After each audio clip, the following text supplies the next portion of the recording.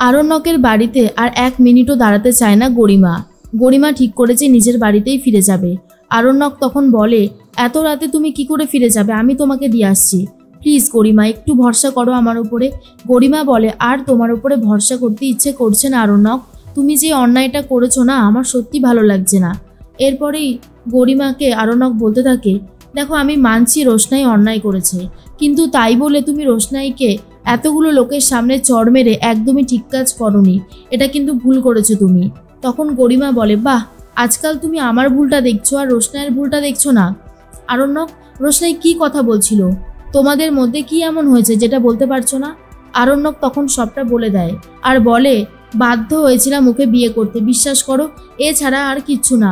তখন গরিমা বলে, তুমি রোশনাইকে বিয়ে করেছো আর তার জন্যই তুমি ওকে ওখান থেকে এখানে নিয়ে এসেছো? জাস্ট ভাবতে পারছি না আরণ্যক।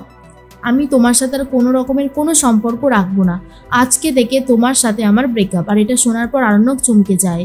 এতক্ষণ যা শুনছিল সবটাই হলো ভাবনা, কল্পনা থেকে এটা ভেবে নিয়েছিল। অন্যদিকে বড় মা এসে দেখে রোশনাই জ্বরে পড়ে রয়েছে, গায়ে হাত দিয়ে দেখে প্রচণ্ড জ্বর। তাই দেরি না করে মিনির বাবাকে ডেকে নিয়ে আসে। থার্মোমিটার দিয়ে দেখে 104 জ্বর। আর এতটা জ্বর একটা ডাক্তার ডাকতে পারছে না ওরা, ভাবছে কি করবে। আর এর মধ্যেই ওষুধ দিতে থাকে আর জলপট্টি দিতে থাকে বড় মা। তার মধ্যে আরণ্যক কথা বলতে থাকে গরিমার সাথে। গরিমা তখন বলে, কি হয়েছে, তুমি এরকম চমকে উঠলে কেন? আরণ্যক বলে, আমি শুধু তোমাকেই ভালোবাসি, আমি তোমাকে ছাড়া অন্য কারোর সাথে থাকতে পারবো না, বিশ্বাস করো। তুমি আমাকে একটু ভালোবাসো না বলো, তুমি কি আমাকে বিশ্বাস করো না? গরিমা বলে, নিজের থেকেও বেশি বিশ্বাস করি, কিন্তু তুমি মাঝে মধ্যে এমন কিছু করছো যে এই বিশ্বাসটা আমার ভেঙে যাচ্ছে। তুমি এরকমটা করো না প্লিজ। আর কাল সকাল হলেই তুমি কিন্তু আমাদের বাড়িতে রোশনাইকে দিয়ে যাবে। পরের দিন সকাল হতেই সবাই মিলে চা খেতে থাকে। মিনি তখন বলে, রোশনাই কোথায়? মিনির মা বলে, আজকে রোশনাইয়ের কাছে যেও না, ওর শরীরটা একদমই ভালো না, প্রচণ্ড জ্বর এসেছে। আরণ্যক শোনার পরেই চলে যাচ্ছে রোশনাইয়ের ঘরে। আর রোশনাইয়ের গায়ে হাত দিয়ে দেখে সত্যিই তো অনেকটা জ্বর রয়েছে। তাই জলপট্টি দিতে থাকে আর বলে, রোশনাই, তুমি যে কি করো না, তুমি কেন এরকমটা করতে গেলে বলো তো?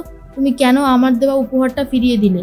এরপর গরিমা এসেছে আর বলে, আরণ্যক তো সকালে অফিসে যাবে, তাই জন্য আমি রোশনাইকে নিতে চলে এসেছি। এরপরে মিনি বলে, বাদশা তো এখন রোশনাইয়ের ঘরেই আছে, রোশনাইয়ের খুব শরীর খারাপ হয়েছে না তাই। গরিমা এক এক পা করে হাঁটতে শুরু করেছে। আর এদিকে আরণ্যক রোশনাইকে বলে, দেখো রোশনাই, তুমি এত কষ্ট পেও না, তোমাকে কষ্ট পেতে দেখলে আমার নিজেরও খারাপ লাগে, আমি আছি তো, সব ঠিক হয়ে যাবে। রোশনাই বলে, স্যারজি, আমাকে বেনারসের একটা টিকিট কেটে দিন, আমি ট্রেনে করে বেনারসেই চলে যেতে চাই। আরণ্যক বলে, না, আমি তোমাকে কিছুতেই বেনারসে যেতে দেব না। আরণ্যক আর রোশনাইয়ের এইসব কথা শুনে গরিমা পুরোই অবাক হয়ে যায়।